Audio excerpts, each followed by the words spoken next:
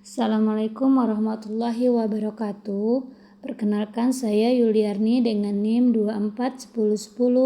2410101571000063. Pada video ini saya akan memaparkan langkah-langkah pengujian reliabilitas dan analisis regresi linear berganda menggunakan SPSS sebagai bagian dari proses pengolahan data penelitian kuantitatif. Pembahasan akan dimulai dari uji reliabilitas instrumen hingga interpretasi hasil regresi. Selanjutnya kita masuk ke tahap pertama. Uji reliabilitas. Uji reliabilitas adalah pengujian yang dilakukan untuk mengetahui tingkat konsistensi instrumen penelitian dalam mengukur variabel yang diteliti. Instrumen dikatakan reliable apabila mampu memberikan hasil pengukuran yang stabil dan konsisten. Jika nilai callback is alpha lebih besar 0,70, maka instrumen reliable. Pertama, saya akan membuka aplikasi SPSS lalu memasukkan data kuesioner ke dalam data view.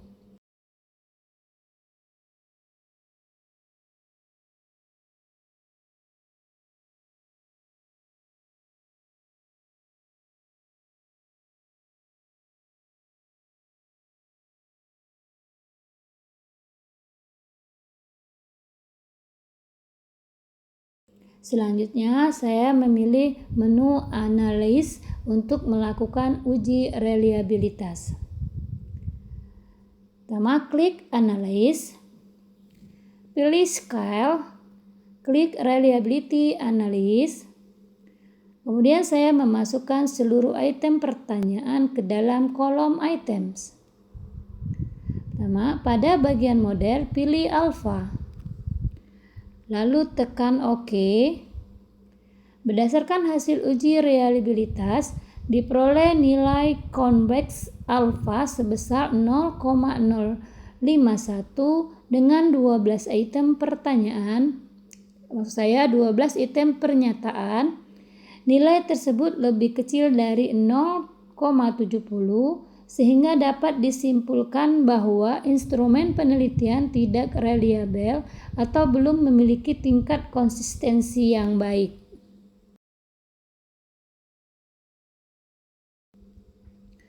Kedua, uji regresi linear berganda.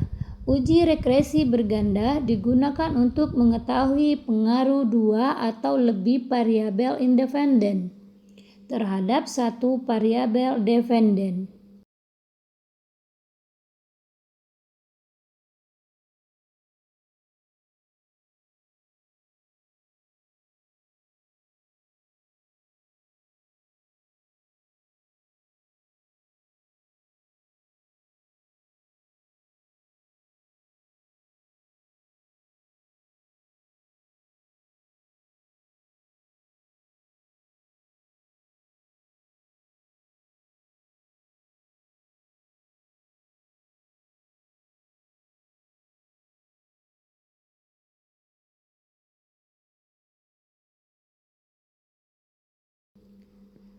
Setelah data siap, saya melakukan uji regresi linear berganda.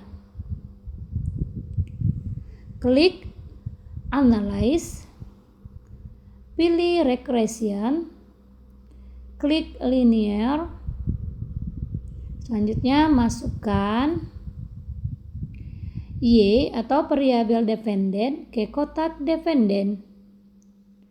X1, X2, X3 variabel independen ke kotak independence. Klik OK.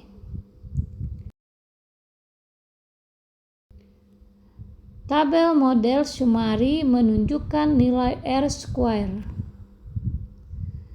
Lihat R-square atau adjust R-square.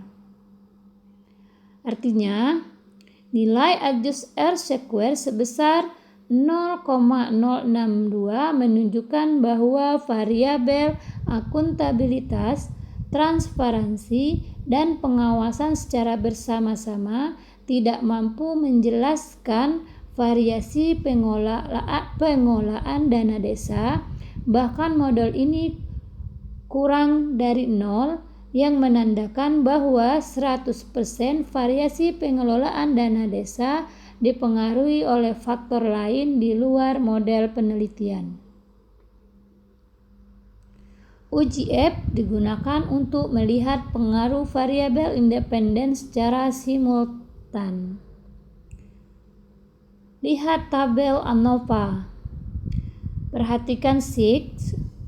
Berdasarkan hasil ANOVA diperoleh nilai hitung sebesar 0,048 dengan tingkat signifikan 0,986 lebih besar 0,05.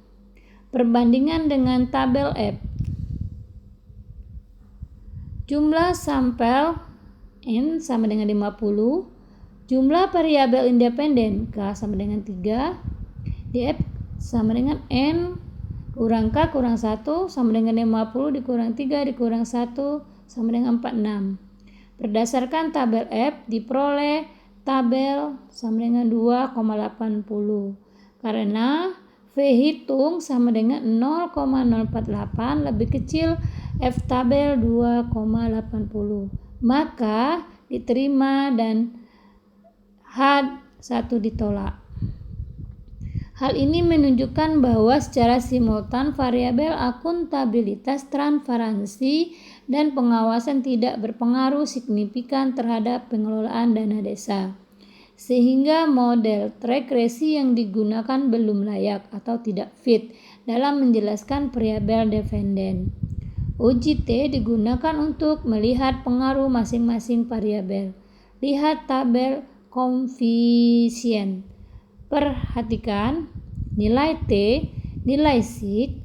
Uji T dilakukan pada tingkat signifikansi 5% dalam A sama dengan 0,05 dengan derajat kebebasan df sebesar df sama dengan N kurang K kurang 1 sama dengan 50 dikurang 3 kurang 1 sama dengan 46, sehingga diperoleh nilai T tabel sama dengan 2,013. Variabel dinyatakan berpengaruh signifikan apabila T hitung tabel dan nilai signifikasi lebih kecil 0,05. 1. Akuntabilitas memiliki nilai T hitung sebesar min 0,171 lebih kecil 2,013 dengan tingkat signifikansi 0,86 lebih besar 0,05 sehingga akuntabilitas tidak berpengaruh signifikan terhadap pengelolaan dana desa.